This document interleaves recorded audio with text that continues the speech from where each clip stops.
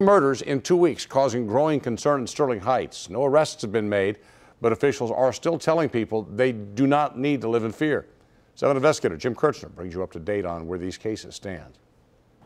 2 of the murders are clearly, literally related, but the third one this past weekend came out of nowhere.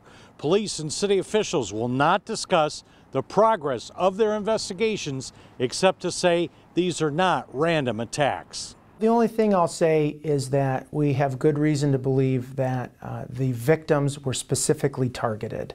And so to reassure the community that they can feel safe in Sterling Heights. The families of 51-year-old Sufian Sam Saba and his nephew, 26-year-old Laith Anki, would only tell close family and friends where their funerals were held.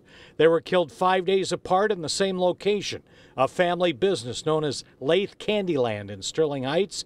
Get this, the second victim found the first, as we reported on Action News. I spoke to the owner of Laith Candyland, Laith, and he tells me he's the one who found his uncle dead at noon on Monday. Pretty scary when it's, just across the parking lot, and then especially, 2 murders in the same week. We just heard like the pop, pop, pop, pop, pop is about 7 times. The third murder happened over the weekend. Keith Hobson shot several times in the parking lot of the Parkside Apartments. The mayor hasn't spoken with either of the families, but says the investigations are working around the clock. What I tell them is that the City Council in Sterling Heights is giving this police department in Sterling Heights all the resources that it needs. We will authorize as much overtime as necessary.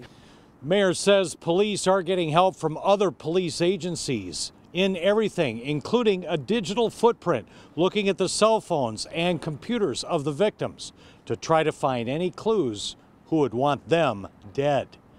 Jim Kirchner, 7 Action News. Jim, thank you for the report.